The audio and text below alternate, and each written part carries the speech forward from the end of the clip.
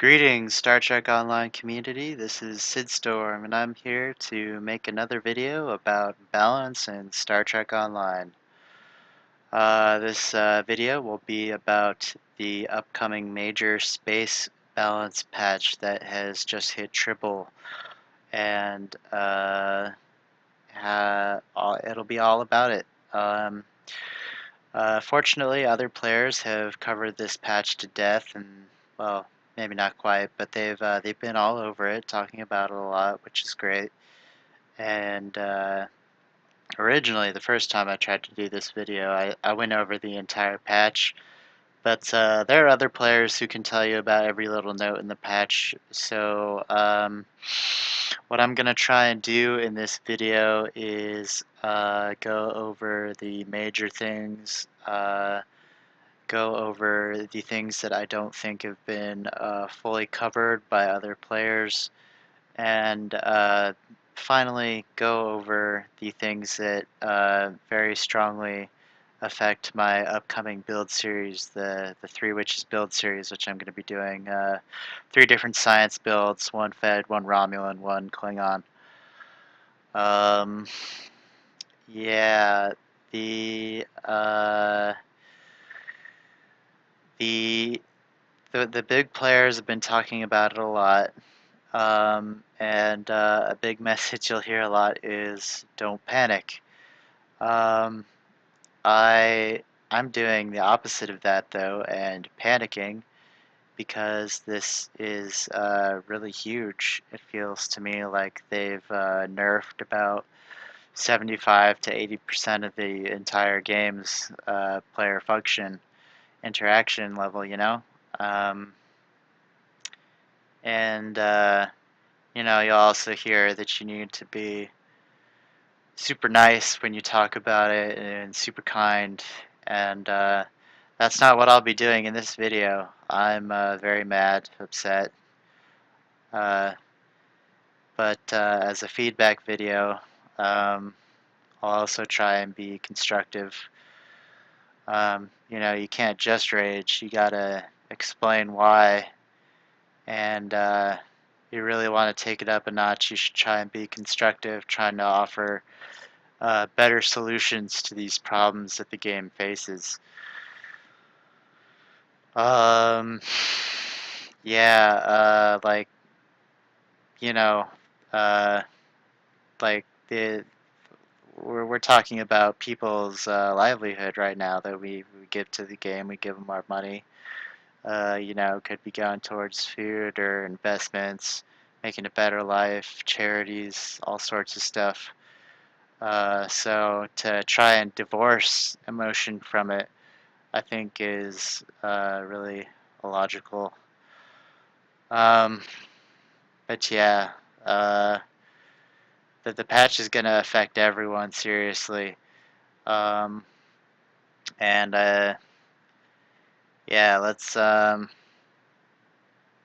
well, yeah, in particular, it's going to affect my 3 newest builds that I've been grinding nonstop for the past like 4 or 5 months on, my Three Witches builds, which I can't wait to debut, but it's looking that like right after I debut them, they're gonna basically uh, disappear and die in this patch. I mean that very seriously, but there's a lot of things that happen in the patch, and a nice bit of them is actually good. Uh, you know, the devs are listening, but they're.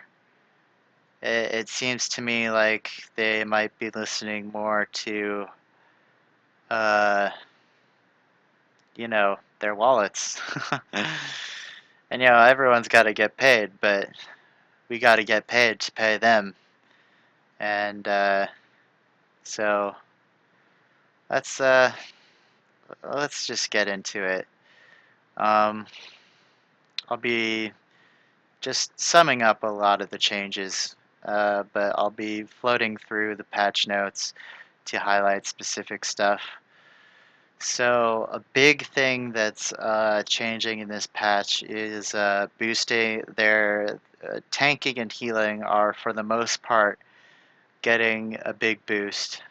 Um, and in a way that's absolutely wonderful. I and many other PvPers will complain about the strength of Space Wizard damage, of bleed through damage through science abilities, and there have been a number of things done to address this.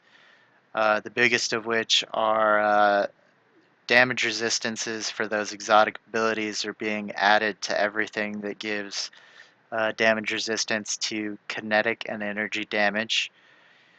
And a lot of Space Wizard abilities have had their damage reduced, or had their effectiveness reduced in many ways.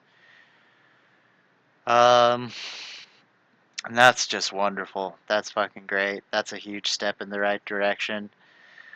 Um, but yeah, that's just the start. This is a big patch. Uh, I want to try and be impartial in this video, you know, because I'm talking about the mechanics of the game. So I gotta try and talk about the good and the bad, why things are good or bad. So, you know, that's good. That's good. A big person, another big, like the first part of this patch is just stellar, but yeah, I guess I'm still going to be going through a lot of details in this patch now that I'm looking at it and looking at all the things that um, I think need to be covered more by the community and thought more about by the devs in the community. Um, Impulse engines are finally getting a combat affecting modifier at epic quality, and that's great because it was silly as hell when your impulse engines were giving you a mod that affected your warp speed and your sector space travel. Um, So that's good. You know, let's make those gold engines worth it. That's great. Um, let's see here. We've got some base increases to your basic consoles like that increase shield healing, hull healing, or stuff like that, which is good. That'll help increase that bottom line in performance. Those intro builds, those first builds you make when you're just starting a character. A big step in the right direction is they're adding account Starship Trade Unlock tab to the Dilithium store. And this was necessary because we're almost assuredly always going to have more Federation ships than other faction ships. And that's going to lead to a trait imbalance for which sides have access to which traits. And this trait store will give your other factions access to these traits.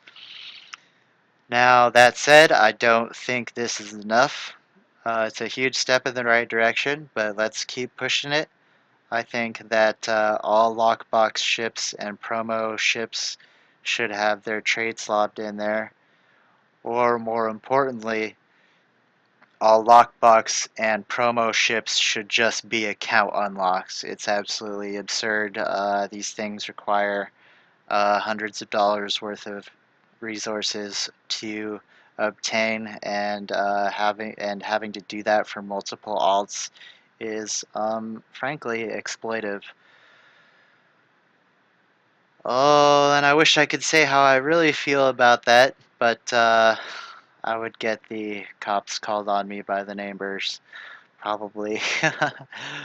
So I should probably just and like just very very specifically, I'm super excited to give my KDF healer Radiant Nanite Cloud.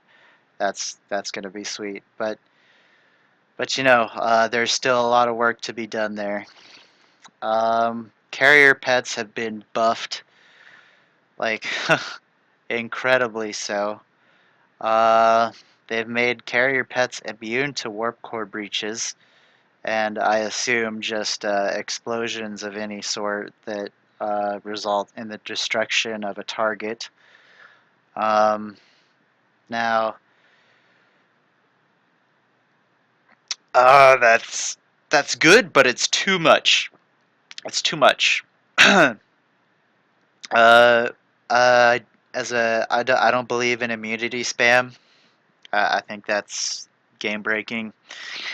Um, and you'll hear from all sorts of people about the game breaking nature of immunity spam.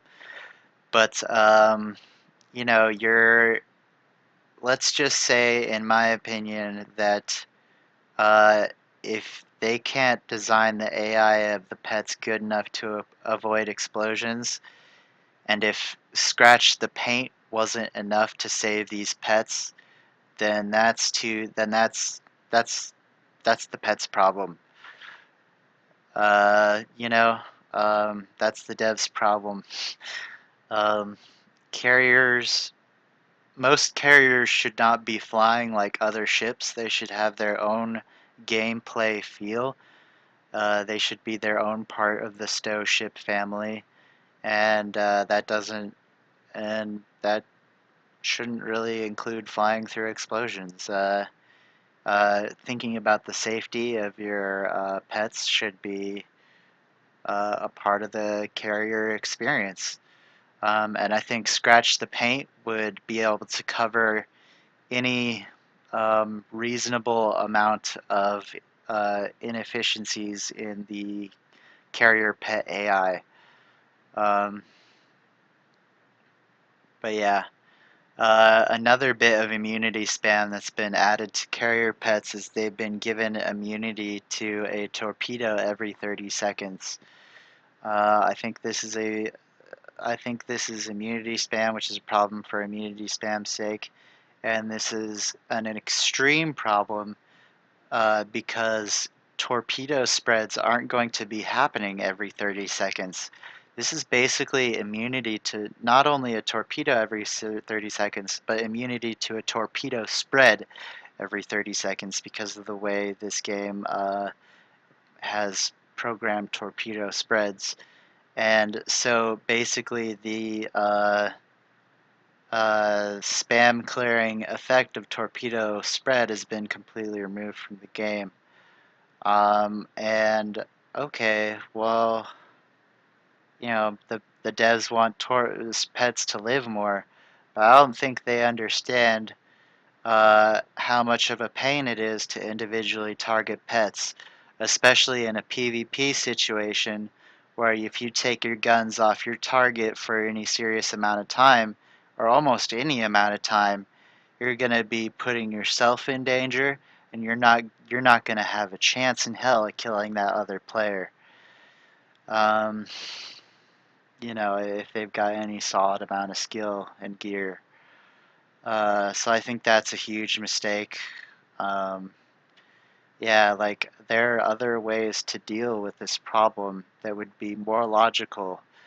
And some of them are even done in this very same patch. Like the pets have just had their damage, hit points, power draining, shield healing, and shield draining boosted. According to the guys on the show, pets could now reach upwards of, like, I think they said 40,000 DPS for pets. Like, that's more damage than most of my builds do. Like, I mean, I doubt these pets can burst as hard as my builds do, but that's more average DPS than my builds. Uh, and well, that's partly my own problem, but, like, I'm pretty sure that there are a lot of players in that 20, okay, let's be real. There are a lot of players in that 8 to uh, 40k range of damage. So, well, that might, uh, well, I'm all for buffing stuff most of the time, but, um, you know, uh, this just,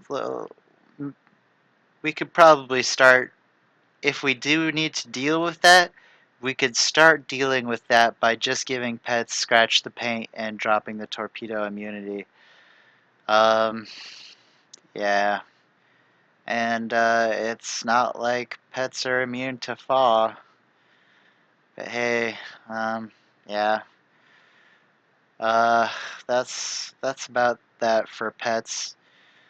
In the patch, we'll be moving on to the powers section. Oh, by the way, the Tribble patch this is, it's the Tribble patch on March 15th is when this space balance change started. And the particular Tribble patch is called, the Tribble build is called st.75.201703006C.4. Yeah, so just in case, you're watching this far in the future and you'd like to take a little trip through time.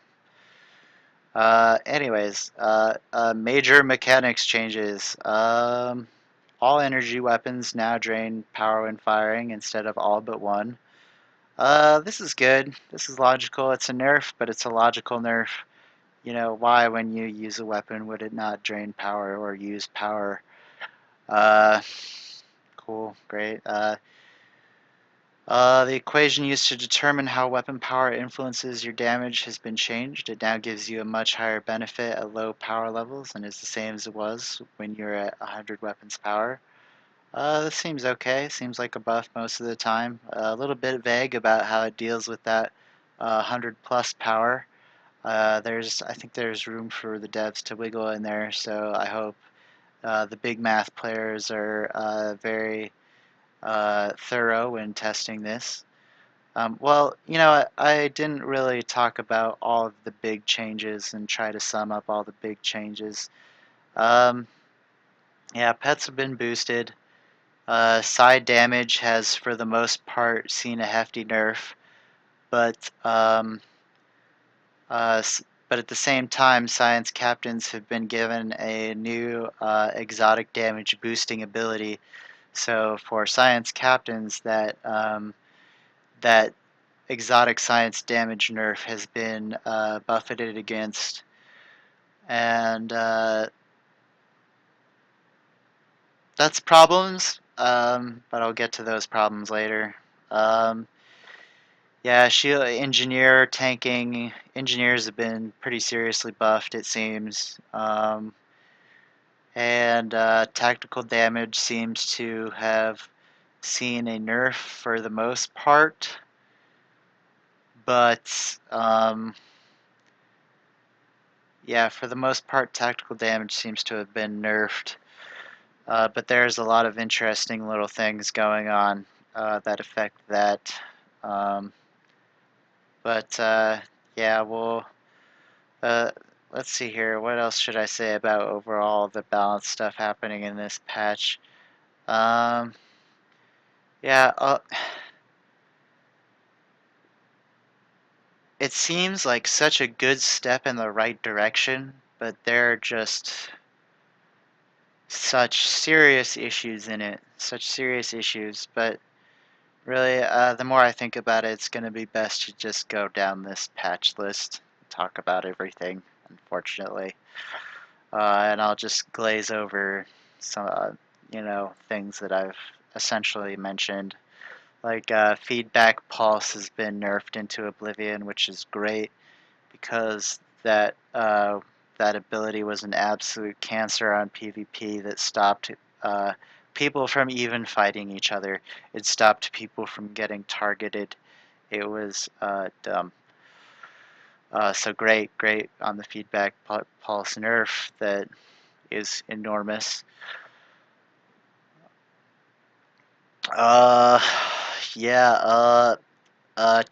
Targetable torpedoes and mines have been buffed as they are no longer affected by hazard abilities. And now I am a torpedo user, not really a targetable torpedo user. I do have those targetable torpedoes on my builds, but they're not the torpedoes I use when it's time to pop a high yield or what is it, concentrate firepower. So I actually think this is a bad buff to torpedoes. Funnily enough, again, I'm gonna try and be impartial here. I think if an ability does damage, it should damage torpedoes and mines. There's no reason to make them immune to any sort of damage. If a player can't use these super powerful mines and torpedoes properly, that's their fault if they walk into a gravity well trap. Uh, you know, the power of torpedo firewall cloak builds has insane potential in PvP. Same with mines that can be dropped while cloaked. Yeah, the hazard abilities affecting these torpedoes was something that made gameplay more interesting, more complex, um, and essentially it could be said that this is immunity spam for torpedoes and mines, which is dumb, if you ask me. Um, but far from one of the worst things happening in the build. Well, no, this is. I think it's solidly uh, pointless, unnecessary, and it's going to cause a lot of uncomfortable moments for people in PvP. Like there, it's completely possible for teams of people to use these things together, and yeah. So moving on. Um, so one buff to size spam is hot restart powers have been nerfed. They've been more efficient. They've been made more efficient, but they've also been nerfed. They have a 60-second lockout on a per subsystem basis, so you can only get that quick restart on a power every 60 seconds.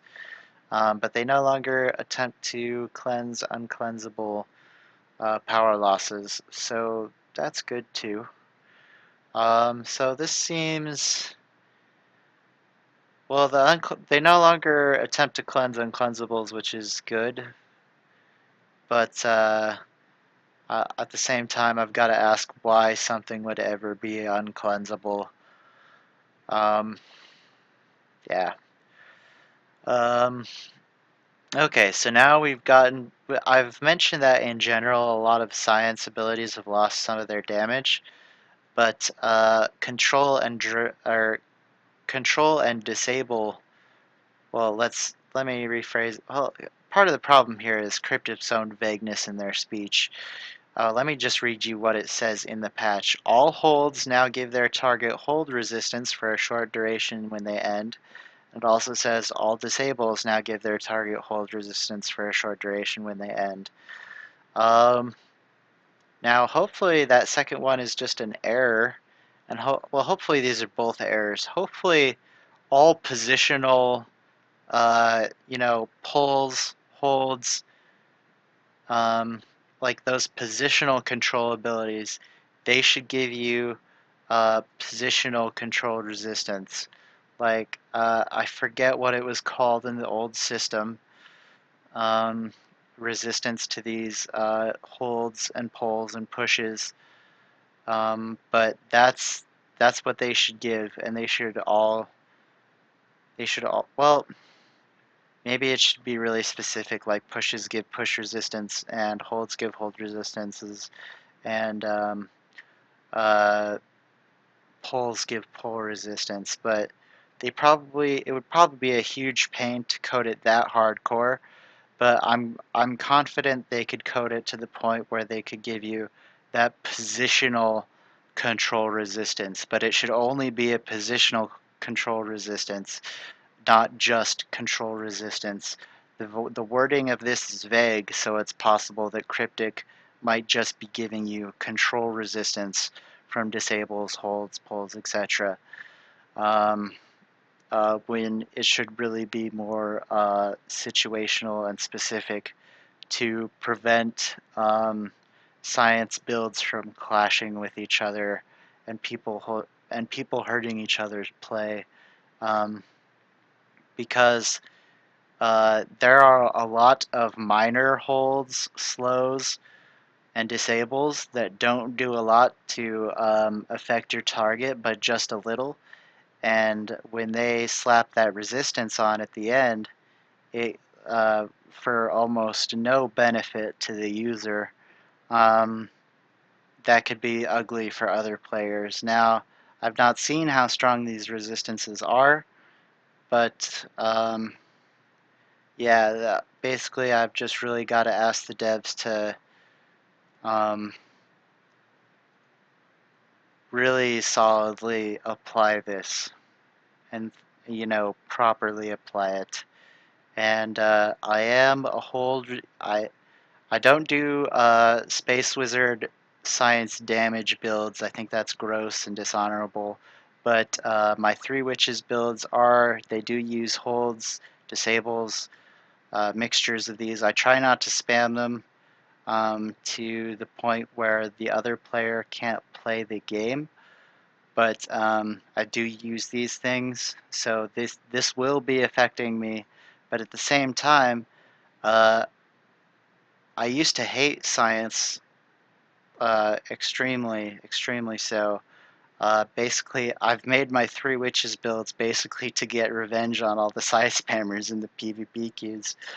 But, but even then, I think this will be a good nerf as long as it's applied correctly. Um, uh, yeah, and even though I use these abilities, but yeah, yeah, all players' damage immunities now place. Moving on. All players' damage immunities now place a 15-second lockout on you where you cannot be affected by damage immunity. I think this is great. Immunity spam had reached a huge level of problems for the PvP community. Uh, you could hit like 40 some seconds out of a minute being immune. Um, so this is great. Now, at the same time, I'm hoping this will also be specific with how it's applied. Um, well, maybe not. Damage immunity is such BS. I was about to say that, well, maybe like if you get torpedo damage immunity, that shouldn't stop you from getting other damage immunities. But immunity is such BS. I'm not gonna be mad if this is a blanket, ruthlessly applied nerf. I'm just not gonna be mad. Yeah. All player damage immunities are now buffs that can be removed by buff removing abilities. I think this is also good. Um, maybe not necessary with the lockout, but you know, um,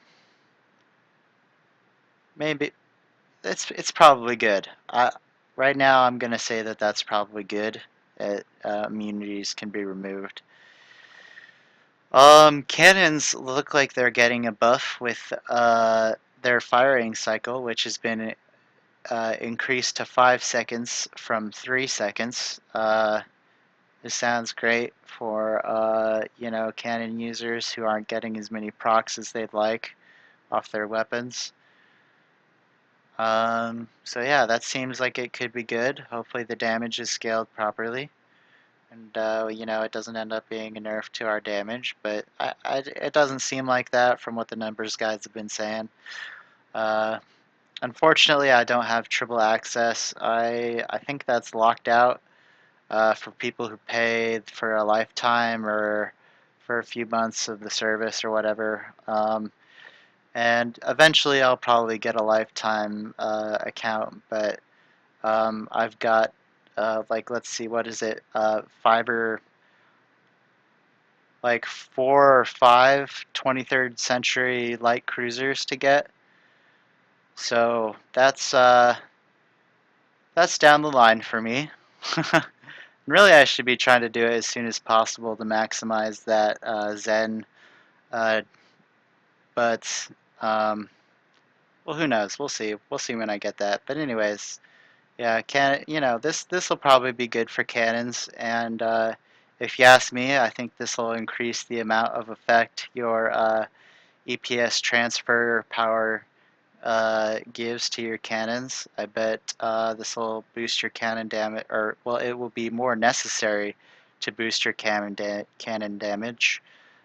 which I think could be seen as a bit of a nerf, but you'll be getting those procs more, and for torpedo builds that also for hybrid builds that use cannons and torpedoes, you'll be putting more cannon fire on your target, which means that if you can get their shields down, you'll have, I think, a higher chance of having their shields down when your torpedoes get to their target. So, for the most part, I think this is good. So, sweet.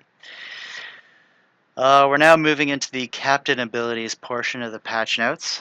All captain abilities now have a global cooldown, from which they cannot be reduced further.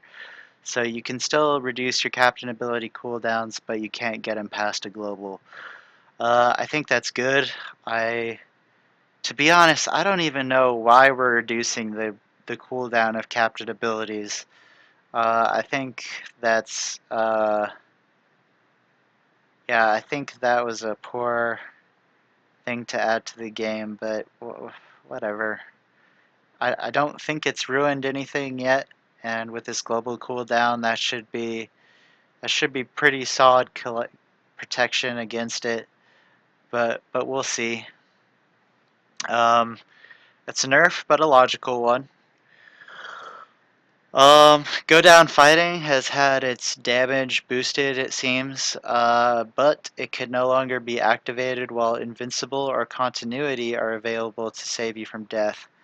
Now, I think this is unnecessary. I was slightly upset when Go Down Fighting was nerfed to make it so that you couldn't activate it at any time, which prevented you from preemptively setting up Go Down Fighting. And I think that's important because in a situation where you can activate Go Down Fighting, I think you're about to die most of the time. Like if you're at 50% in PvP, I think you're probably about to get crushed, and I think you either need to activate your heal, like your choice when you're at 50%. Oftentimes, I feel like is activate your heal or die. So uh, I don't like this part of what happened to Go Down Fighting. I think that's an unnecessary nerf. Um, yeah. A big nerf here. We've hit one of the larger nerfs. There are two things in this patch that have me basically enraged, and then there are two things that have me, I think, just solidly mad. And this is one of the things that has me solidly mad. Attack Pattern Alpha has been nerfed. Its duration has been decreased to 20 seconds. I really gotta ask what the point of this is. Um, Why? Like, how is that just doing anything but nerfing player damage for the sake of it? Um, okay, not much more I can say about that though. So, let's move on. Buff time. Time for a buff. Tactical fleet. In general, the fleet abilities have been buffed. Science fleet, tactical fleet, and engineering fleet. Tactical fleet, it's had the amount of the buff it already gave was boosted, made higher, and it now also buffs your weapon specialization and amplification. So tactical fleet will now boost your crit H and crit D. Um, this seems nice. I doubt it's going to make up for all the nerfs in this patch, but that's nice. Um, okay, last ditch effort. Now gives plus 40 all damage resistance during go down fighting instead of plus 20. That's a buff to entry level tactical trait, so that'll help those entry level tactical players a little bit, but it's on an ability that I already think is borked. So hey. Um, oh yeah, looks like we're getting into these engineering buffs. Nadion Inversion has had its weapon power drain resistance increased significantly. So hey, more damage for engineers, sweet. EPS transfer, this one is very interesting. Uh, first of all, a nerf to EPS transfer. You can no longer stack EPS transfer on a target.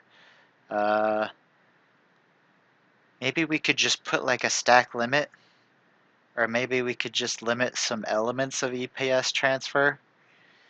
But whatever. Your EPS transfer should be for yourself most of the time. It's a captain ability.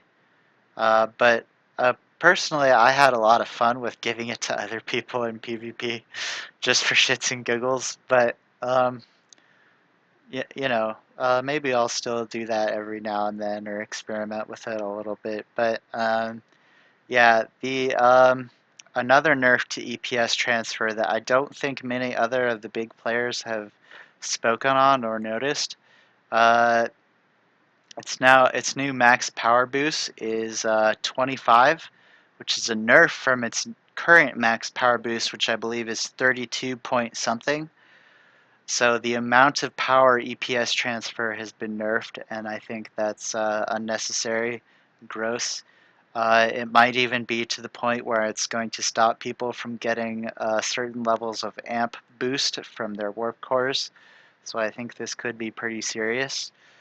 But what everyone's been freaking out about, is that it now EPS power transfer now includes a maximum power level bonus for the duration of its buff, and so you'll be able to, I think, hit 150 weapon power or 150 maximum power for all your stuff with EPS power transfer. And that's a good buff. That's very interesting. That's in line with that's in line with the qualities of engineer, um, like what it spiritually means to be an engineer. So I think that's good. And the amount of power transfer rate bonus that you get from the ability has now been boosted as well. So it's a little bit of give and take. It sounds like it's been mostly give from the math players, the big math guys, but hopefully we can get rid of that power nerf. Rotate shield frequency has been buffed, but rotate shield frequency I don't think was worth much more than a very temporary near invulnerability. So I don't know how effective these buffs will be or how useful they will be to players. But we'll see. We'll see. That one's going to be up to the math players. One thing that's very interesting about rotate shield frequency, resolved an issue where rotate shield frequency could be used while your shields are offline. That should be okay. But because of the way stow mechanics work, there's a chance there will be a delay in between your shields coming back online and your ability to activate rotate shield frequency. As long as there's no delay, that should be alright.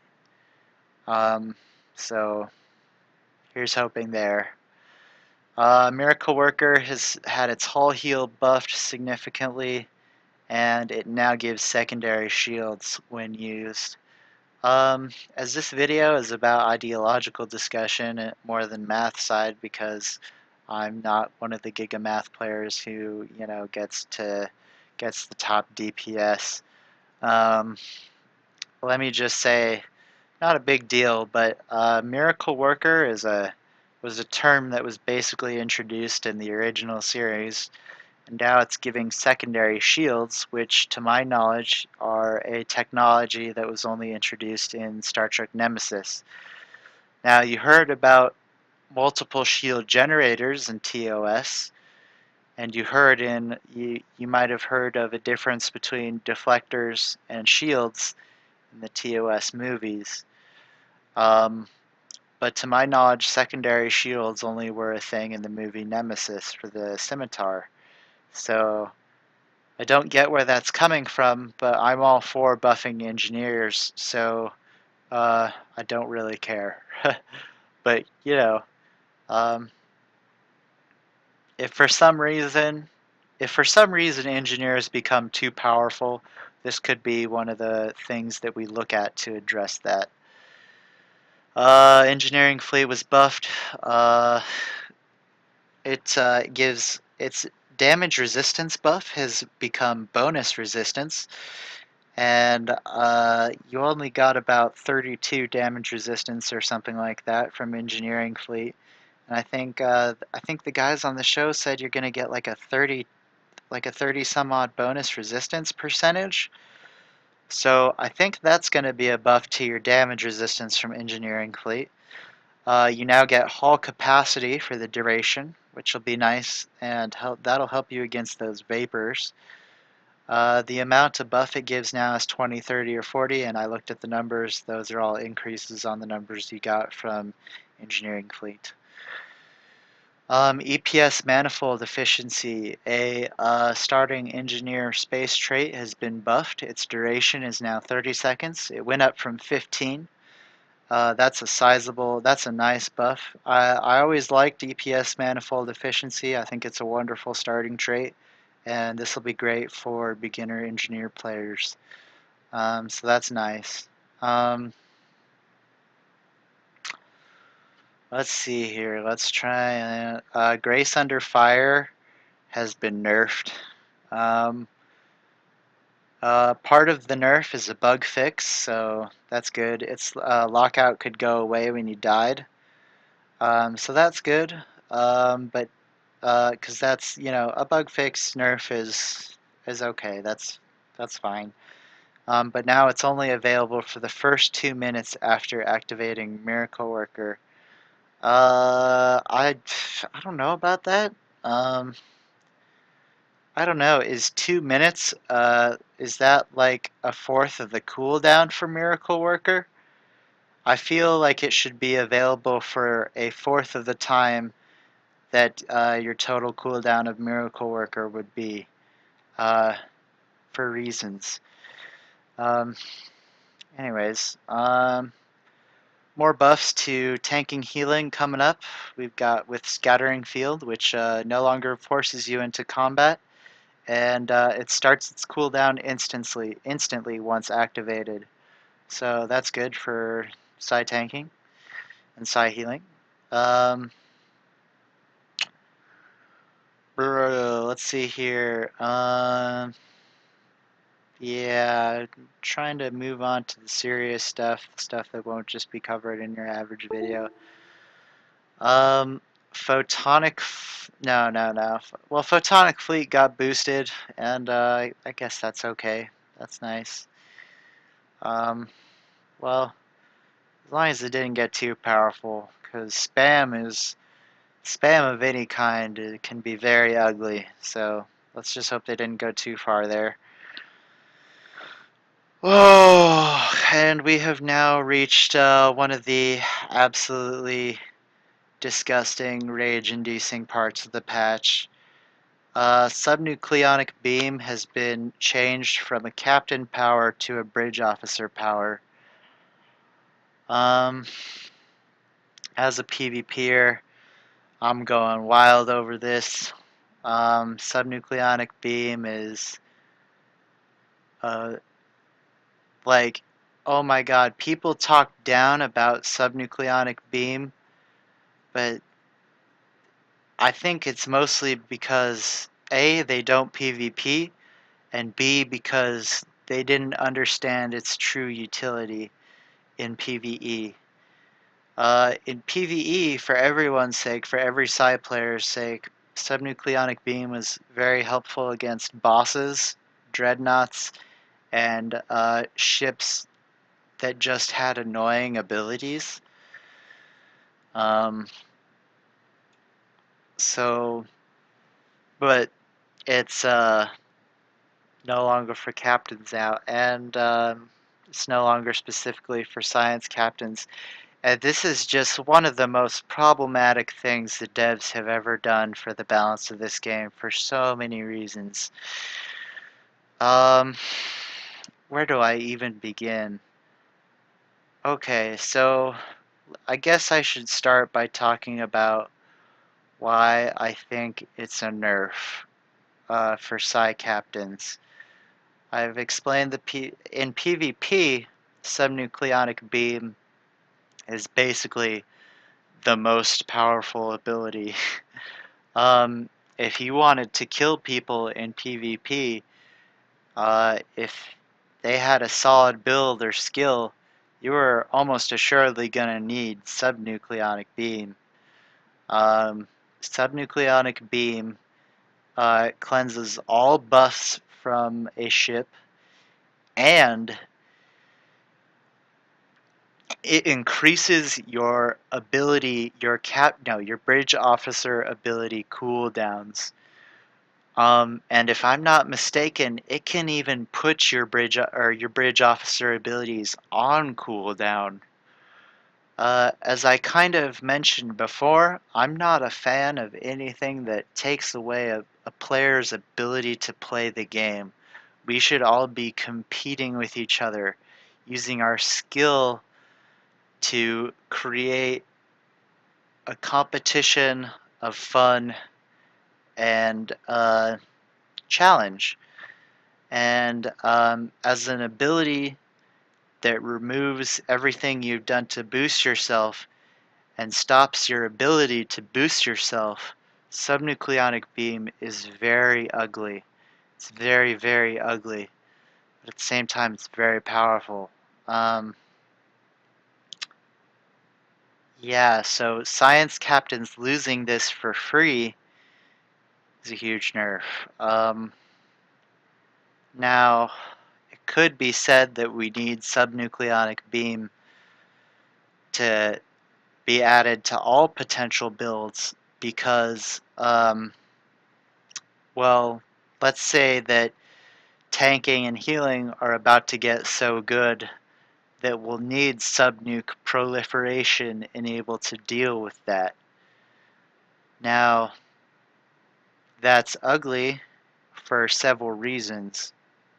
Because if we just let these nukes get all over the place on all sorts of builds, because A, you're forcing this ability will be so strong regardless of its new captain ability or its new bridge officer qualities that in PvP it will become a must slot ability for several reasons, and I don't want to trade any of my abilities for something my science captains or science teammates already had. Um, and I don't want to lose the quality of the idea of my abilities I was already using. Like, it's not just taking the other player down a notch so they can die. It's it's protective, and it can be used as a tanking ability as well. Like, why slot transfer shield strength when you could subnuke your opponent's buffs away and make it so they do that much less damage to you? It's going to be, in PvP at least, just it's it's gonna upset everything. um, oh jeez, goddamn. Oh, and that's not even the full extent of it. What am I forgetting to say here? Yeah, it can be used as a tanking thing. It could be used to get those kills. It'll be so good for both that it's a no-brainer. Oh yeah, and the thing about that is not all ships have lieutenant commander or commander science stations. So this is going to wildly alter the balance in favor of ships that have those science bridge officer slots. And a huge collection of ships are going to become their own category of inferior in PvP. Now, I know what you're thinking. The devs don't put things on Tribble to check out player opinion on them. They put things on Tribble for stability testing. Because how often have things on Tribble changed before they hit holodeck? Not often. So I'm going to have to flex that creativity, or try and be constructive and come up with something the devs could do to address this huge issue. And there is no easy way to deal with it, but I don't feel bad about asking the devs for this and saying that it's wildly upsetting when all the things that I've just mentioned will be happening. So, what can we do to address it? Alright. Let's give science, engineering, and tactical captains another bridge officer ability. When they added levels 51 through levels 51 through 60, they didn't add a single captain bridge power. You have two captain powers that level up and get a bit better. You've got a trait slot. You've got a bridge officer. You've got the admiralty system, which you obtain 2 levels after you've become an admiral. You get some duty officers, and you get access to a new system to boost your player's quality and your playstyle and your overall effectiveness.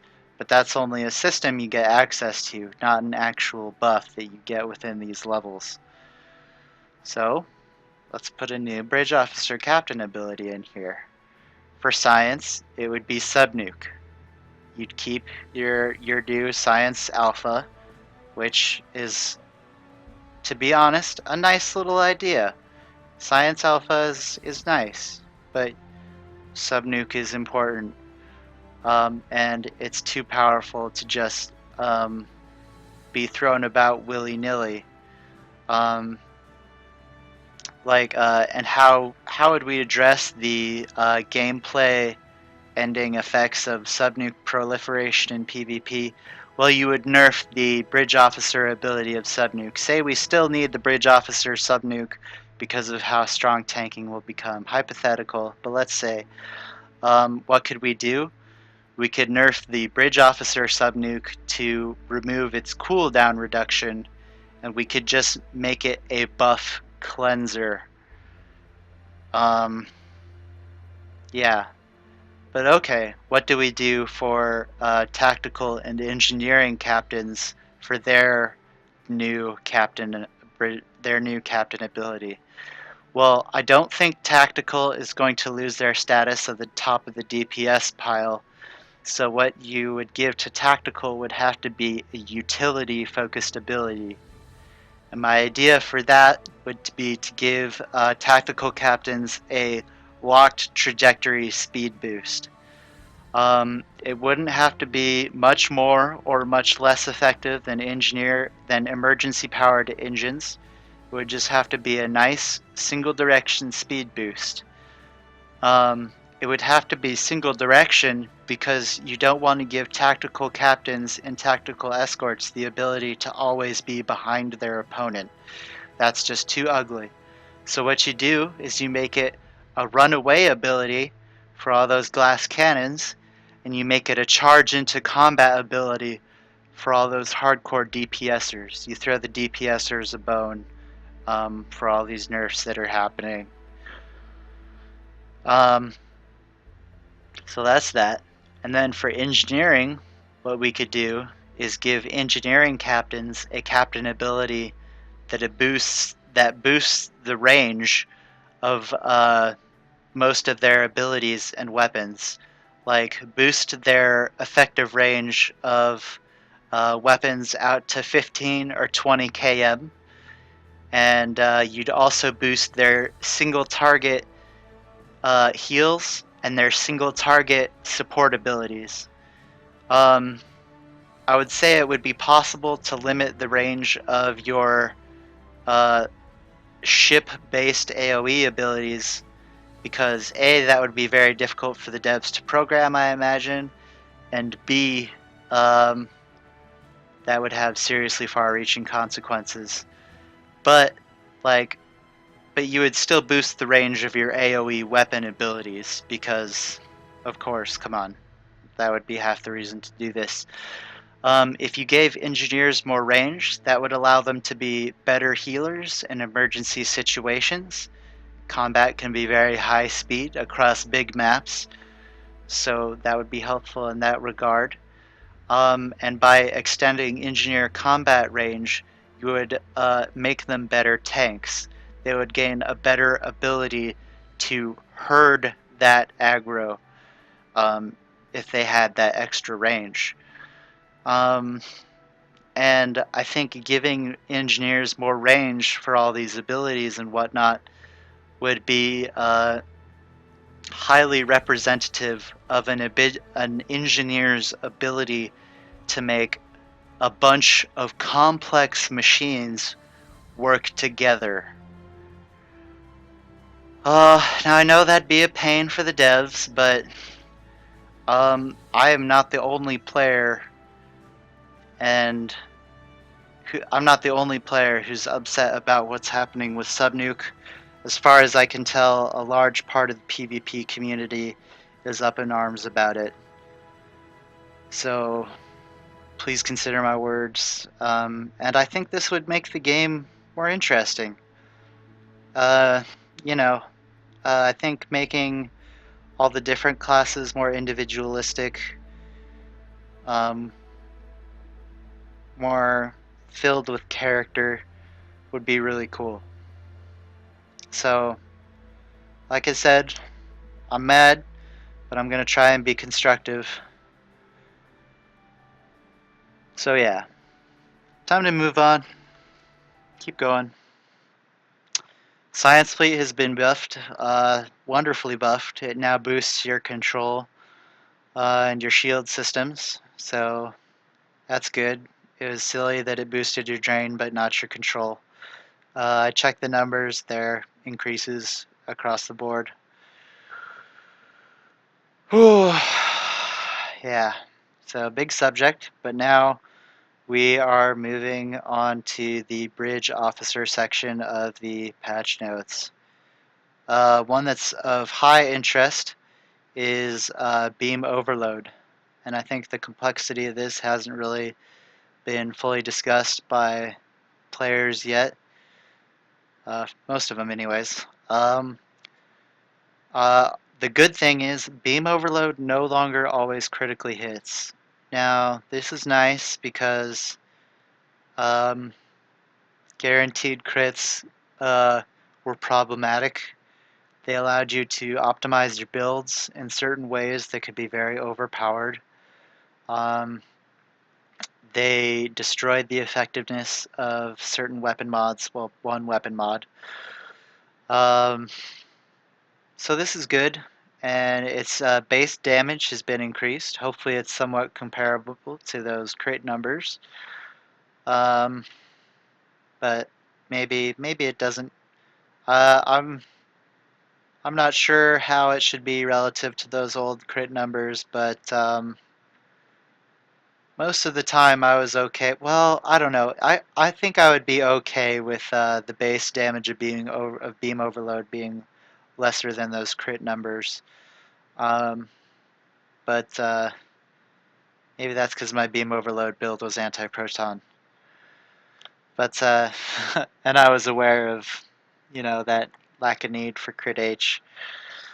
But or lack of need for crit D, or no, crit H. Yeah. Whoops.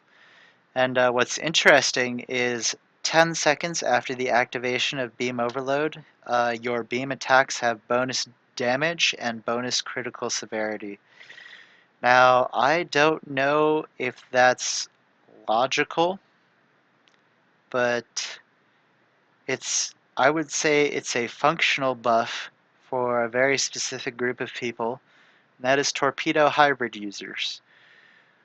This extra beam damage over time is going to help you keep those shields down for when your torpedoes get to their target, which is very interesting.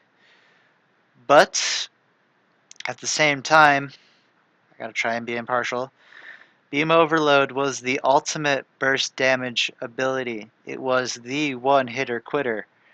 And as such, I don't know if ideologically it should be giving a damage over time, essentially, bonus. And I don't know how thematically it makes sense when you've overloaded your beam systems to get a bonus to damage after that. Um, as we saw in Enterprise, when Malcolm blew up that mountain, um, it caused some problems for the ship. So, I don't know if beam overload needs to cause problems for your ship in the game because of balance, um, but I don't know if it should be giving you any sort of afterthought damage increase. But it's gonna help my hybrid builds, so, you know, uh, let's just get everyone's opinion on that and take a long time coming to a consensus. Or as much time as we need to take, at least. Uh, yeah. Fire at Will has had a slight damage penalty and slight accuracy penalty added at each rank that's lessened as you go up the ranks, from what I understand. This is, in my opinion, a unnecessary nerf. Um, the game already has a mechanic for compensating for the idea of firing all your weapons at once and going crazy with your weapons. And that is the energy mechanic. When you use those extra weapons, you drain that extra energy. There's already a logical penalty involved with this sort of attack, so I don't understand what's going on there. Now, on the other hand, a lot of people like to ask why Fire at Will would give you a damage boost before this all happened. And that's a great question, but Picard didn't just say fire at will when he was fighting multiple targets. Picard said fire at will in almost every combat situation they found themselves in. Uh, maybe he was a little bit worried about his first officer or something. I don't know. But, yeah, I don't know if this is thematically appropriate. I think it's functionally illogical. So, overall, I think it's unnecessary. Now, there is a really interesting angle you could say to support this, in the sense that you could argue you've got one target in this game, or you could say that your sensors are focused on one target, so your sensors might not be able to target other ships as effectively. Um, there's some logic in that. But at the same time, these are Star Trek sensors that can pinpoint needles in haystacks from hundreds of thousands of, maybe even millions of kilometers away. Um, so I don't know if that's really logical, but if we had to nerf fire at will a little bit, what we should do is fix the game to make it function properly, and then one other thing. And what I mean by that is give fire at will a chance to miss. Now, I think I might have heard that fire at will and torpedo spread have a chance to miss on Tribble. I can't remember if I heard that properly. There's been a lot of information and testing flowing around to watch and cover and try and get into my head. If that has been added, that's great, but that should be a large part of whatever nerf we need. But if beyond that we must still go further, and we must carry that sensor focus analogy further, let's limit, let's put a debuff to your accuracy overstacking on fire at will. Because let's be real, all these ships are within 10 km of your ship. There's no reason for a faster than light weapon or warp capable weapon really to miss, as long as you've got the accuracy stat to hit them in the first place. Um, but but okay, maybe you can't focus your sensors and all their efficiency on the critical hit spot on the enemy ship or the critical system, but the way you represent that is you give a penalty to accuracy overstacking. Now, I just read that accuracy overstacking still doesn't affect fire at will, so again, I've got to ask what this nerf is about. Um, yeah. But I don't really use fire at will. I think fire at will looks absolutely dumb as hell when you've got 8 beams. Not very Star Trek. Um, so, you know, I whatever. It's not the end of the world for me. It's not the worst thing in here. But you know that's gonna upset a lot of players, I think. But moving on. Target subsystem has been hugely buffed. It no longer upgrades one single attack. It now upgrades a series of attacks and gives them all a chance to cause that subsystem offline. Uh, you know, target subsystem was pretty bad. I've tried using it and was mostly disappointed with it. Um, but at the same time, target subsystem leads to a disable, can lead to a disable, and is thus a gameplay remover and has the potential to be wildly overpowered. You can make from what from what the show guys have said, this thing could make shields disappear, a shield facing disappear. Um, that might be too much. I say that even as a torpedo user. And the real big thing is it can take, like, imagine a team using target engines or target weapons to stop other players from playing the game. This could be wildly overpowered. It's got me worried, but at the same time, it's a buff, so uh, let's give it a chance. Um, Cannon Scatter Volley. I do now has an accuracy penalty at each rank. I feel like everything I said about beam fire at will applies to this. I don't know why that's happening.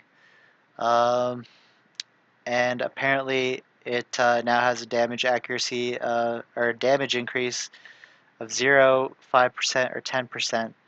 Now, I think that's going to be a nerf compared to its old damage increase because I don't remember Cannon Scatter Volley ever not boosting your damage.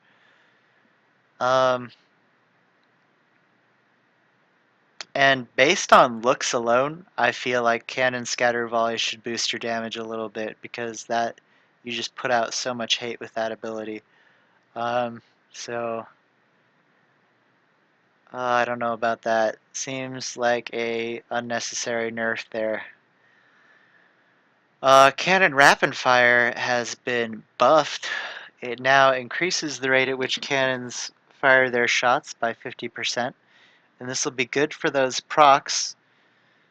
But at the same time, it's going to hit your energy harder.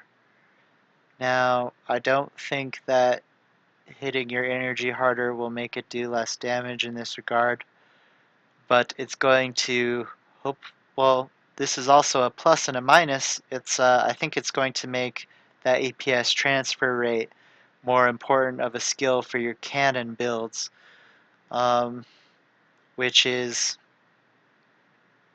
maybe a little bit of a nerf and maybe a little bit of a buff, depending on how you look at it. Um, so that's interesting. And yeah, the damage increase to the shots of Cannon Rapid Fire is now 0%, 10%, or 20% based on rank. Now, if I'm not mistaken, Cannon Rapid Fire made you do less damage per shot. So I think that should be a buff to Cannon Rapid Fire. Then again, I'm not one of the math guys, so I might be wrong there, but it's looking like Cannon Rapid Fire just got buffed, which is nice, I guess. It's good.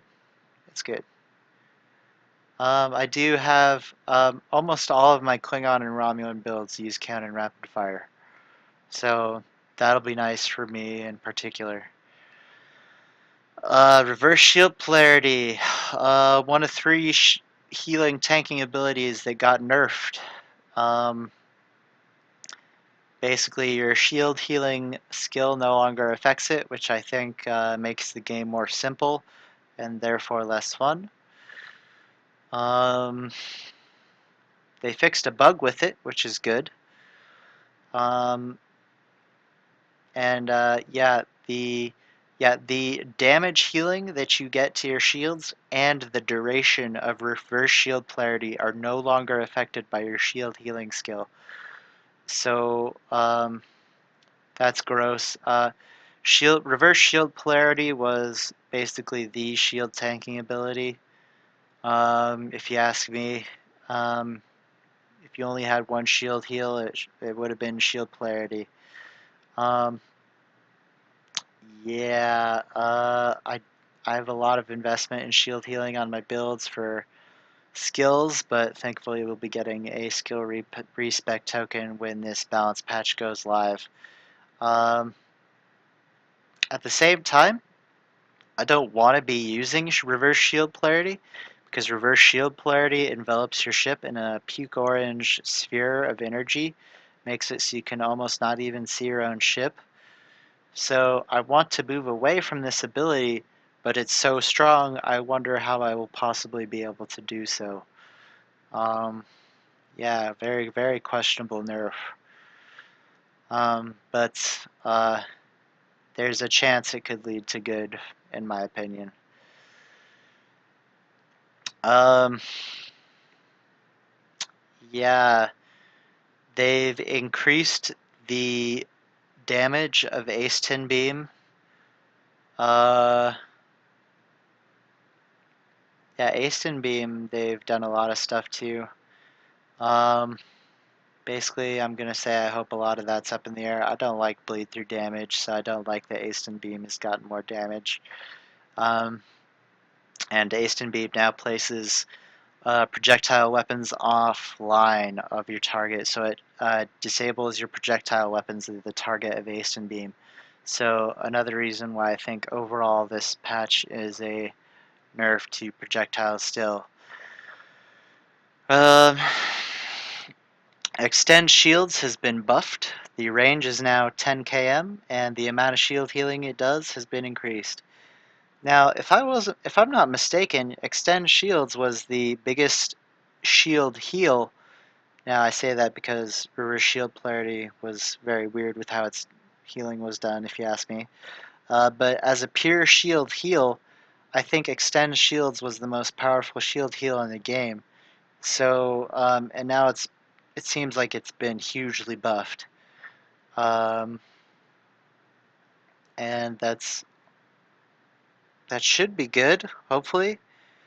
But if you rewind time back to just before Delta Rising in PvP, there were people who complained about the strength of tanking even before immunity spam happened. And I think extend shields was a large part of that. So there's a chance this could be too much.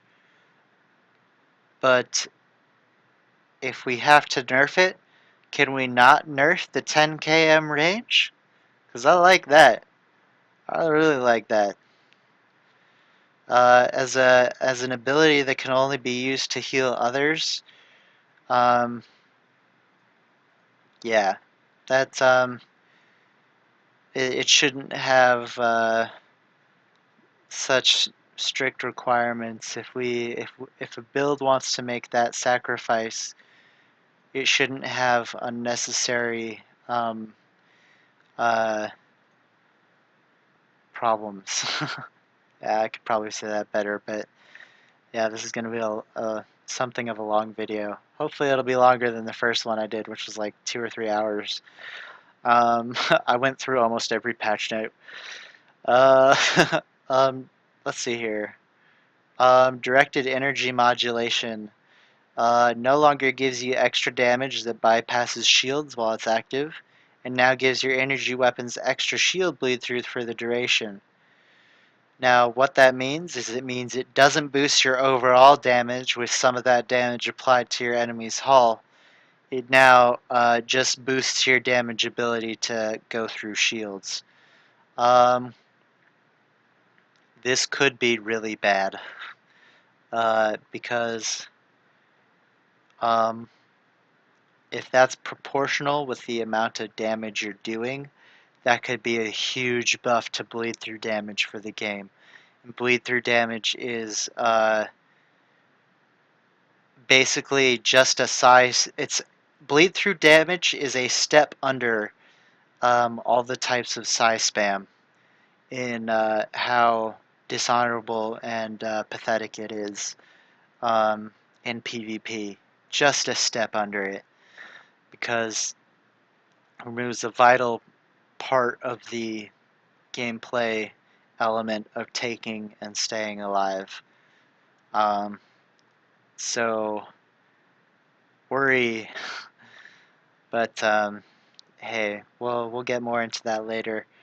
And of course, size spam can still do that bleed through, and that's a part of why size spam is a little bit higher on that rank scale of dishonor. But I think I'm gonna make a video at some point about the scales of PvP honor in build theory. Um, but that's for another time. Auxiliary to inertial dampeners now gives you physical resistance buff, of the same amount as its kinetic damage resistance buff. So that's going to help protect against those bleed through size spam abilities, and that's great, absolutely great. Boarding party. Boarding party is now. Boarding party has had a lot done to it. Whether or not that will make boarding party good is entirely up in the air. It seems like it's been made a more spammy ability. Boarding party shuttles now fly faster. Okay, cool. I guess that's good. They were really slow, if I remember correctly. Boarding party shuttles now have a very high amount of physical and kinetic resistance. Oh, unnecessary torpedo nerf. Uh, but, I really doubt these things will be living through any amount of torpedo or size spam anyways. The increased recharge effect is now guaranteed on weapons if the shuttles reach the target. Okay. The damage dealt by the point defense turrets have been increased. That could be really bad because uh, if you remember in No Win Scenario, the what is it, bioneural warheads? Was that what they were called? Or the torpedoes with point defense turrets um, were incredibly powerful. That Klingon torpedo with point defense, basically. So that could be terrifying, but we'll see. The chance to inflict recharge to bridge officer abilities no longer scales with rank, but the duration of that delay does. Um, you know, there's so much happening to boarding party that I'm basically just gonna have to say that that one's gonna be up to the numbers, guys, and we're gonna see how that works out in PvP. It's just wildly complex. Um, Hazard emitters have been buffed. They cleanse DOT effects now, which is great. Sweet. All four buffs. I'm all for clearing those bleed through abilities. Um, and DOT is often bleed through. So great, great, great. Um, but at the same time, this is science doing hull healing. And, well, any build can have hazard emitters. You just need one science bridge officer slot. So, mostly good. Almost all good. Like, oh, probably 100% good. Transfer Shield Strength and Science Team have had their shield healing nerfed. Now, apparently this has been done to make Extend Shields more attractive, but to my knowledge, Extend Shields already was a better heal than Transfer Shield Strength and Sci Team, and I have always been disappointed in the amount of shield healing Science Team does. So I don't know what is up with those two nerfs. They seem pointless. I hope we can get those reversed. But it also says they're just a slight debuff, so hopefully it won't be noticeable. But uh, really, it just shouldn't be happening. There's no point. There's no point. Tychon's Rift has been hit and buffed, I think. Basically, let me try to sum it up. It's gotten more damage. It's gotten more power drain. But it's had a few bugs that it's gotten a few bugs fixed. The power drain applied more than once per second to targets within the area has been removed, which is a nerf, but it's a bug fix nerf, so it's logical. And then we've resolved an issue where the power drain applied could be countered by the target's power transfer rate, which is a buff to Tychon's Rift.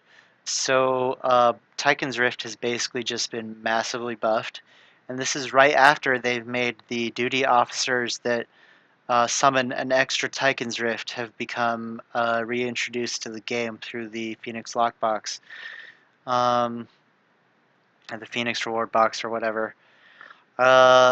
So this is bad. I think this is bad. Apparently the show guys were checking this out, and from what I understand, this Tychon's Rift will take your ship even high energy builds to 0. And apparently it drains even more than Energy Siphon. So it's an AoE ability that's draining more than the single target version. So I think it's likely that they've gone too far in this regard.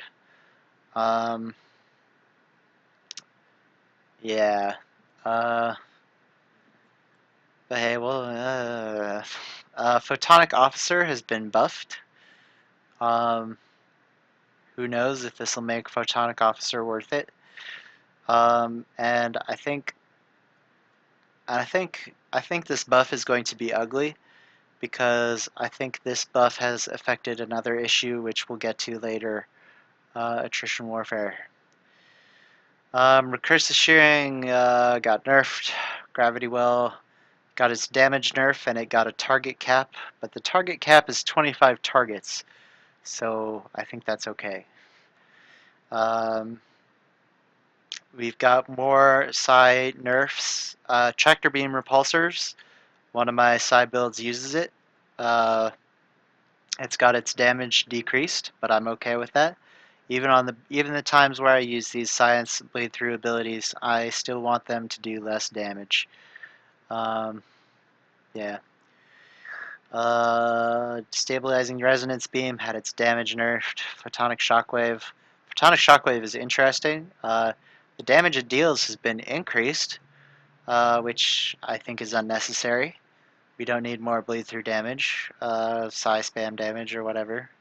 And very interestingly, possibly a buff to, well, yeah, torpedoes, they've gotten buffs and they've gotten nerfs in this patch. Photonic Shockwave now decreases a target's kinetic damage resistance for a short duration on hit.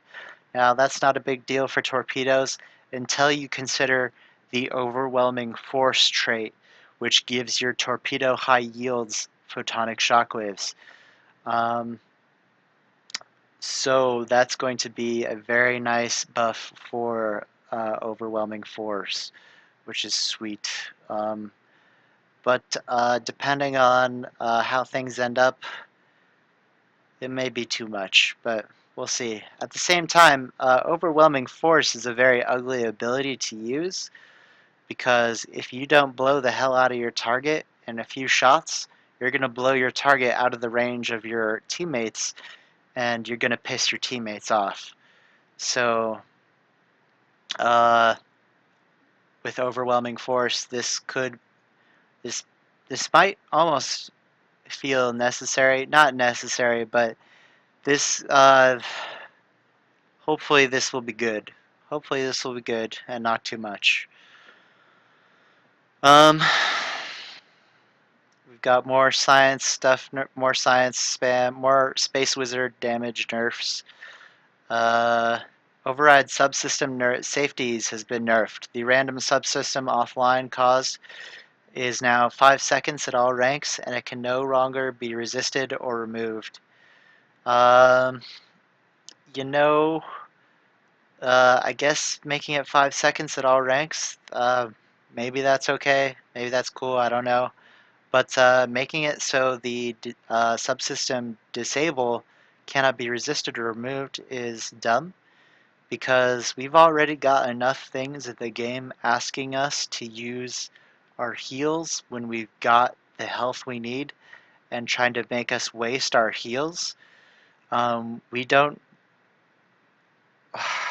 Well, on one hand, it's taking away one of those things that would ask us to use an engineering team unnecessarily. But at the same time, it's a nerf to that end. So I wonder why it's needed. Kinetic magnet. Now,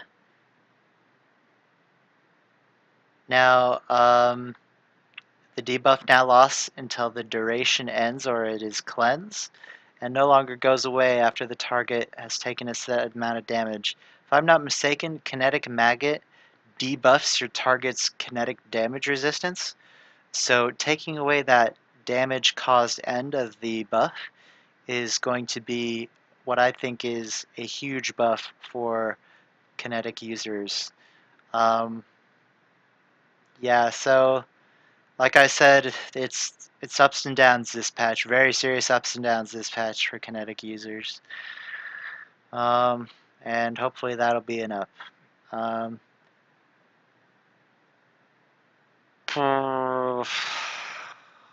let's see here.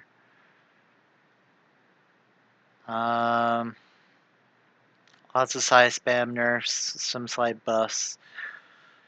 Now we are moving into the skill tree changes of the space balance patch. Probability manipulation, the science ultimate has had its duration nerfed, and it's gained an accuracy defense buff for the duration instead of the buff, instead of that um, overall length decrease.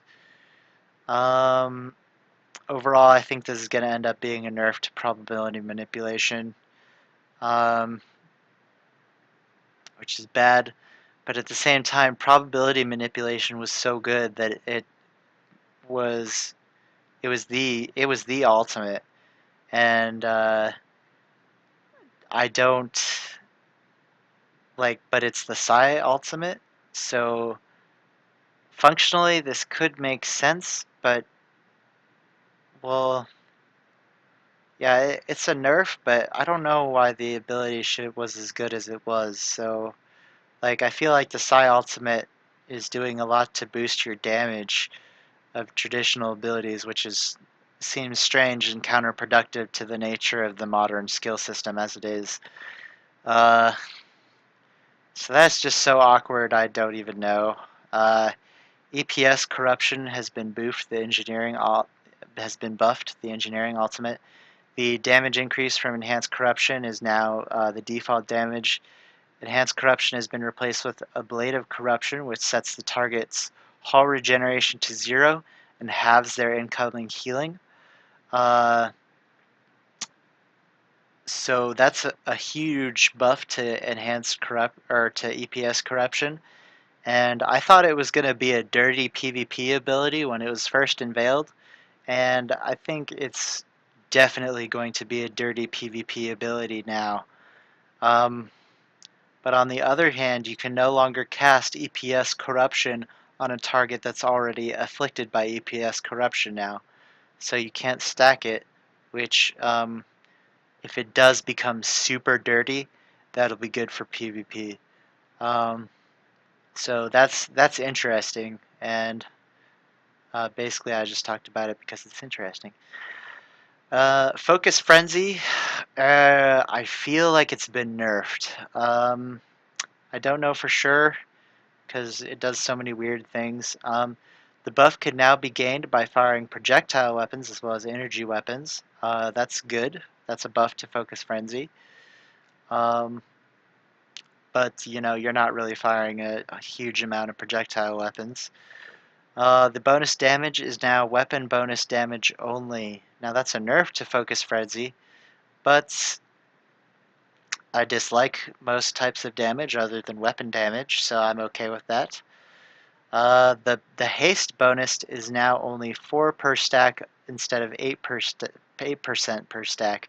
That's a nerf, and I think it's unnecessary. Focus Frenzy was not the go-to ultimate, but I think what Cryptic thinks here is that, of course, everyone is going to want the damage ultimate because damage is such a strong part of this game, and so many players are going to leap for it.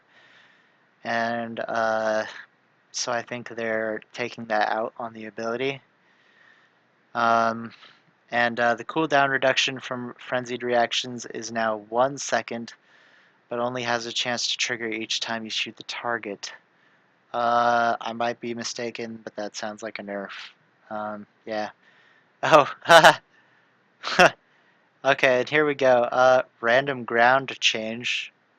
In the middle of this patch is a little ground change. It seems really good. The ground armor stat no longer attempts to buff armor items directly. It instead gives you a passive buff to damage resistance directly. That sounds great, like a great fix. And also, I'm going to use that to say that in the big ground patch, I'm really happy that pistols do more damage, especially since they just released the TWAC era phasers, 2 out of the 3 of them. So that's good. But at the same time, I'm going to use this moment to say, why on earth is the TWAC phaser just a better version of the assault phaser? That's gross. That's gross. But anyways, maybe that's more stuff for another time.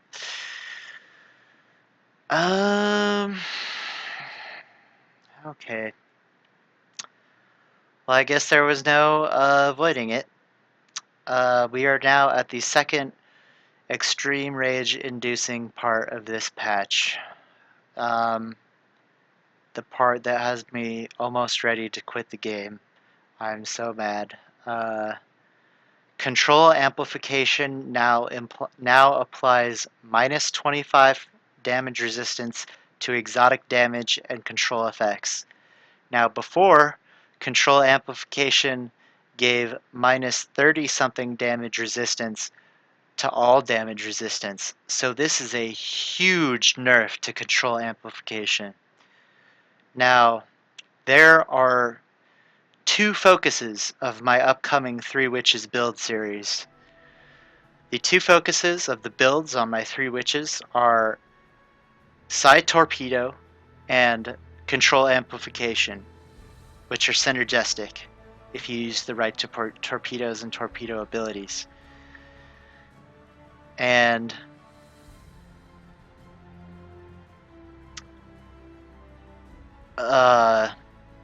basically, this is going to ruin my new science builds. I'm not a science player. I despise Psi. I've seen all the terrible things they've done in PvP, just been disgusted. I made these science characters basically to get revenge on assholes in the PvP queues who do this stuff. And I mean, they just want to win, and that's okay. But at the same time, like, ugh, it just made me so mad. So I made these builds, and the tests so far in PvP have been fairly successful. I'm competing with people and lockbox ships, people from big PvP fleets. Doing solid damage with these side builds. I'm helping my teammates do damage. But this is going to literally ruin my builds. Like 100%.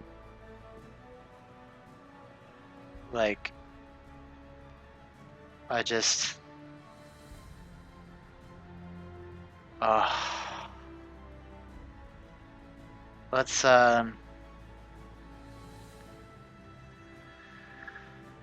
let's talk about why this is wrong. Control amplification. Oh man, I shouldn't be showing too much of my builds before I do these videos. But control amplification, let's see, it's right here.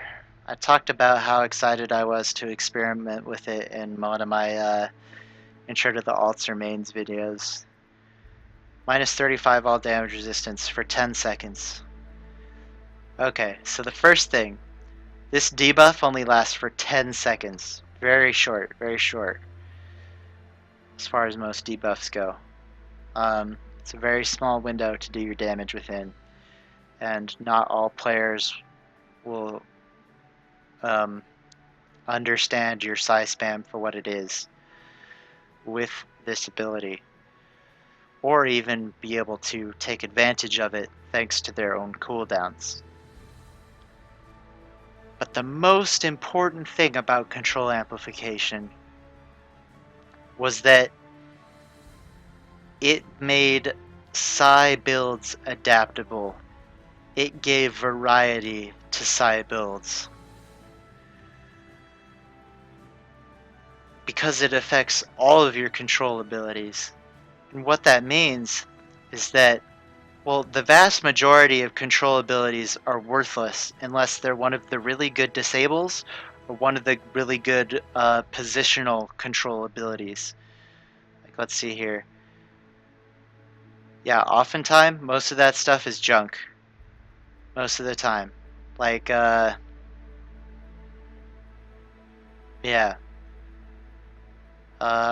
Most of it can be resisted fairly well. Except like the really big ones, like TBR, Tractor Beam, Gravity Well. The Placate from, the Placate Doff for Ox to Sif. Maybe there were some really good slows. I forget what they are. Maybe the Pep Torp, I think? I don't think the slow from the Bioneural Warhead is that great.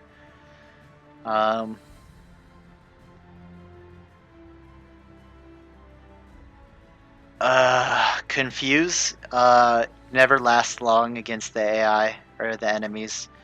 In Elite, if I'm not mistaken, in Elite, Confuses will be lucky to get your opponents to shoot at each other in PvE.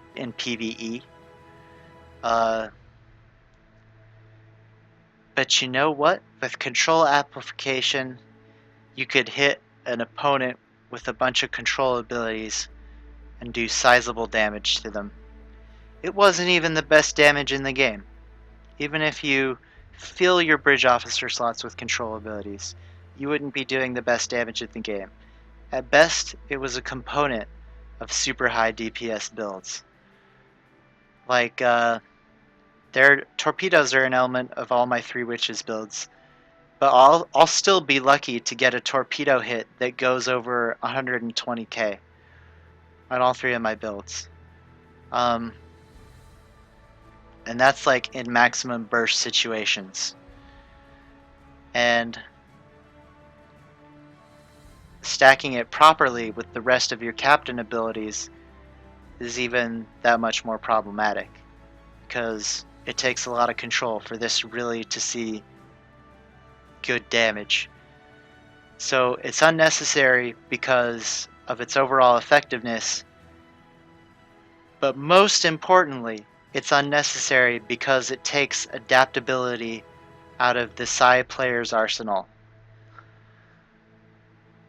Spartan was even on Reddit saying that he was worried about on the forums. He said he's worried about this new science alpha shoehorning science captains into science ships.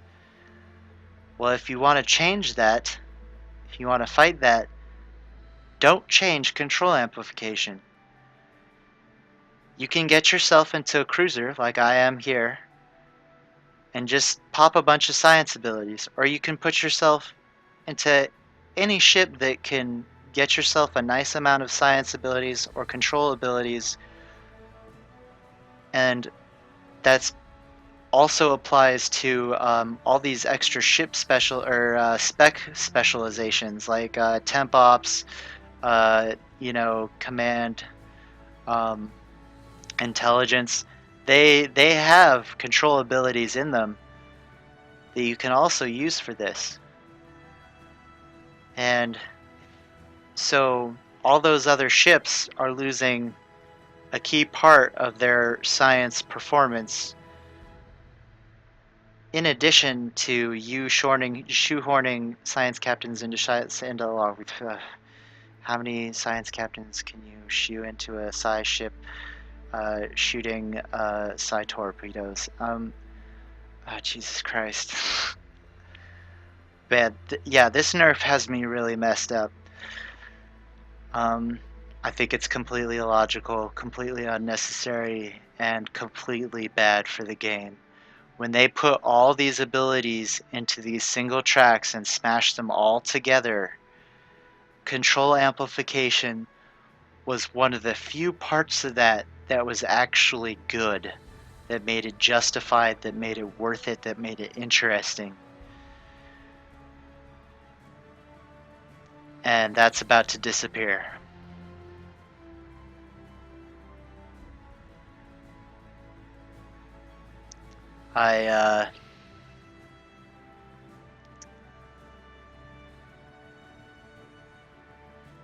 And I have invested.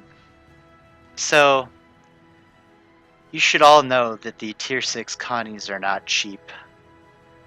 When the ship first came out,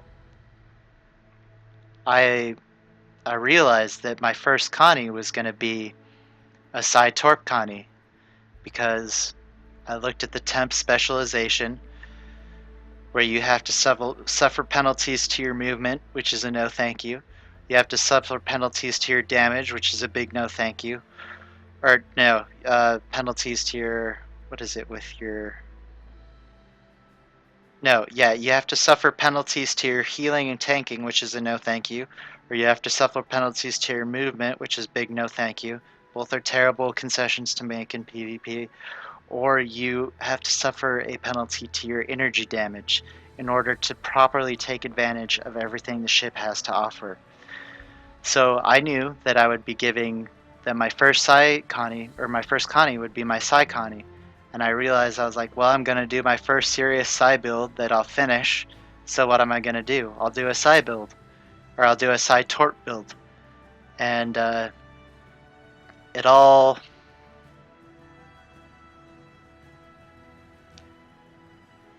Well, I'll get more into that at the end of the video. But the point is, I've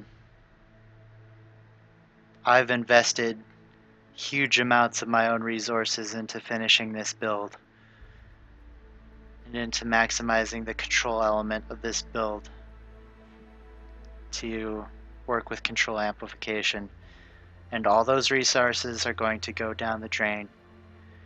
And this goes directly against the quote in the Balance Change blog post about how your fun isn't wrong. They are changing the way this ability works and very literally telling you that your fun in this circumstance was wrong. Control amplification is a natural extension of sensor scan and the science element of doing damage that isn't being a space wizard.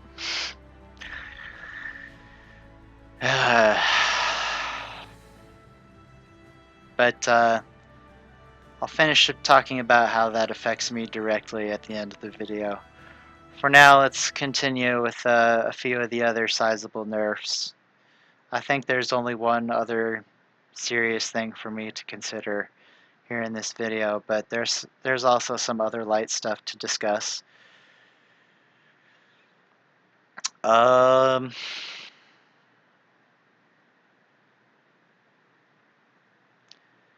Weapon specialization now gives 4% critical chance instead of 6% critical chance. Weapon specialization now gives you 4% critical chance for 3 points invested into weapon crit H. So we've further compacted that bonus into 3 skill points, which I think is pretty gross and pointless nerf. On the other hand, weapon amplification now gives you more crit D, which is nice, but yeah. Ugh. I like my base crit H. I like not feeling bad about not going for the Psi Ultimate. Hull plating, ablative hull now state that they give a buff to physical damage resistance. I don't know if this is just a tooltip change or a gameplay change, but either way, cool. Sweet. Oh yeah, so I mentioned there were 2 things that were solidly upsetting. Not rage-inducing, but solidly upsetting. And I think if I didn't mention the first one already, or I think I mentioned the first one already, and this will be the second one for that. Shield weakening in the skill tree has been replaced with shield penetration, which makes your weapons ignore a percentage of your target's shields. Now, if you go way back to the new skill tree, you'll remember that shield weakening was originally shield penetration, and everyone raged because this removed. This was just wildly disastrous for PvP. Removed an element of the tanking game, basically. Like, there's enough bleed through damage in this game already. And the overall opinion that I'm getting from the higher up players is that thanks to the Science Alpha, Science bleed through or Science damage has not been nerfed a lot.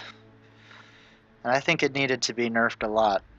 So Science damage has probably been nerfed a lot for tactical and engineering captains, but it's still going to exist. It's still going to be there probably. So I think it's safe to say that we'll still, and considering what I've mentioned about that one, the shield penetration bridge officer ability. We're about to enter a new phase of, or once again, we're about to enter a phase of. It's very possible we're going to have too much shield bleed through again. I think this is really lazy on the part of the developers. I think they've taken a look at all these nerfs and gone, we need to increase the bottom line, because I think people are going to be having trouble with those elite. I think they're going to be having trouble with completing elite, and I think they're going to be having a lot of trouble with getting those bonus objectives again. So I think this was the devs trying to take an easy way out of that, and it's going to be disastrous for PvP, and it's going to make the game simpler, dumber, and make a lot of shield affecting things more pointless. Bleed through should never be anything but a little bit of pressure, you know. It should never be there for anything other than properly representing all those Star Trek battles where they were taking damage while their shields were up.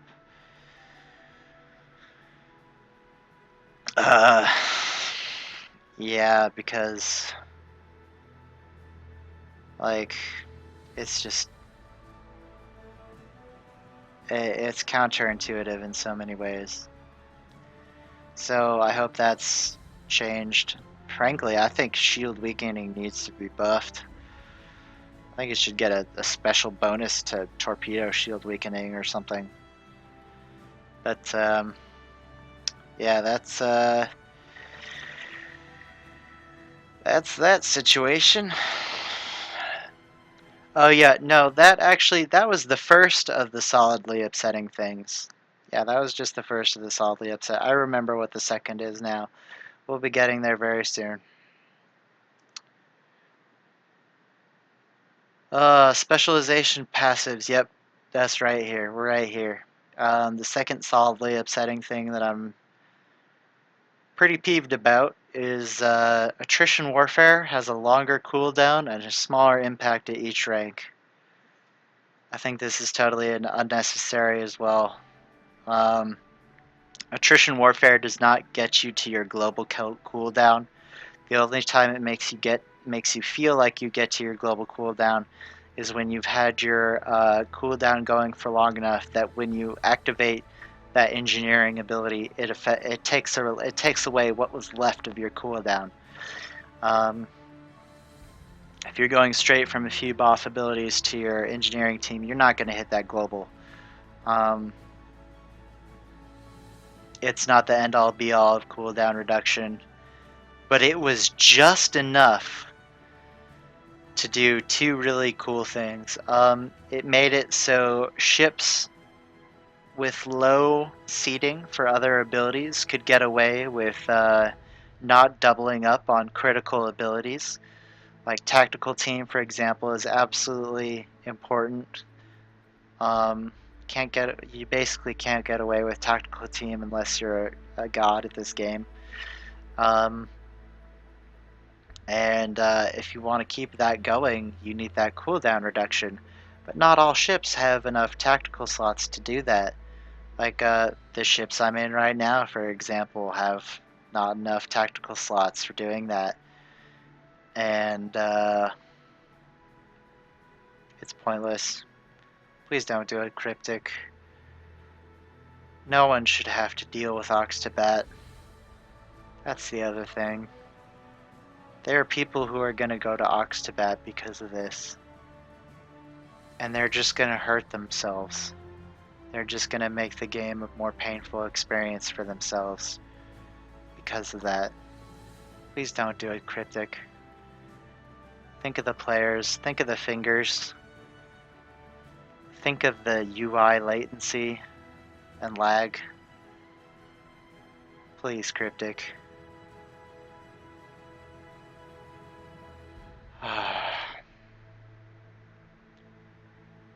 There's a lot of good stuff in this patch.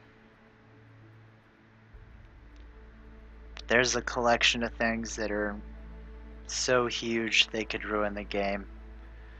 For others, other things could ruin the game because a lot of stuff is getting nerfed.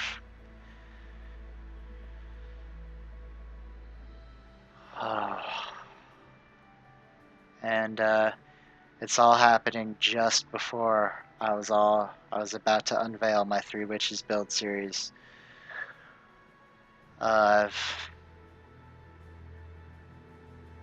invested so much into these builds, so much time, so much resources. And it's going to be ages before I can afford another Connie. But right now, 203, I have 3 23rd century light cruisers. I have 1 Connie, which I gave to this character so that I could take it to what I would be. You know, there are a collection of builds that these ships will extremely excel at and be one of the best ships for. And most of them will be science focused or science connected because of their status as a temp ops ship. And so I have 3 science characters that I'll be taking to the max, my 3 witches. I gave a Connie to my Fed Psi. I gave a D7 Katinga to my Klingon Psi. And then I gave a Katinga D7 to my Klingon Engineer. Because I ran out of size to put Connies and D7s on. But that's for now. I still might make more Connies. I think I might make. There's a chance I might make one more Connie. Like I'm thinking maybe of a drain healer build. But anyways, yeah. Um,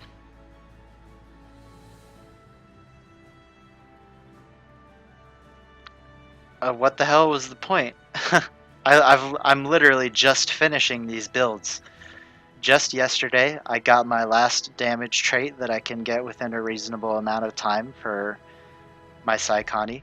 Just a few days, or when the patch was announced, or no, a few days ago, I just got my last ship trait that I want for my Connie.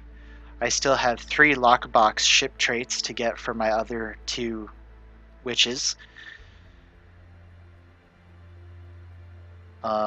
They probably won't even be done before I have to make the videos for them before this patch goes live.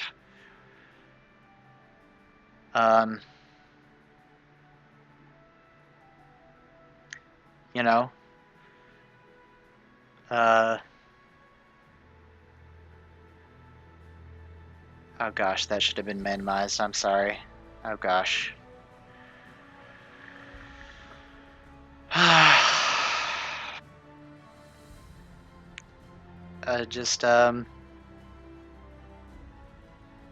really gotta ask what Cryptic's thinking.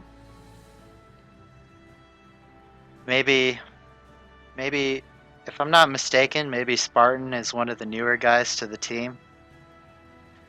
But at the same time, I hear he has a lot of experience playing the game. I tried to keep all my rage contained and be constructive and offer complete explanations on my thoughts. But basically, all the goodwill that the devs have created with the TOS content and the Tier 6 Connies, in my eyes, will basically die with this patch. And then we'll be left with a game that's, you know, constantly glitchy, bugged, pay to win.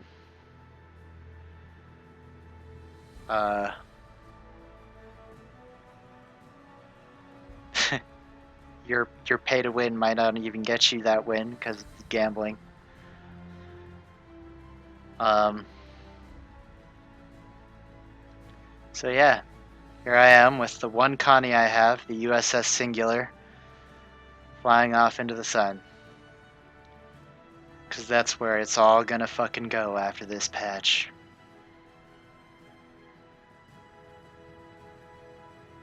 For the players and the devs, please consider my words.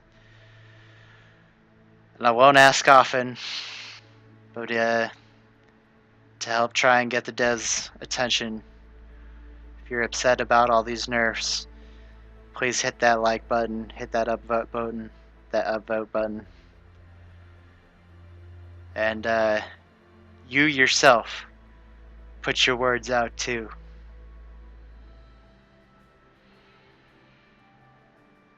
Because this is going to be a rough one. Thanks for watching.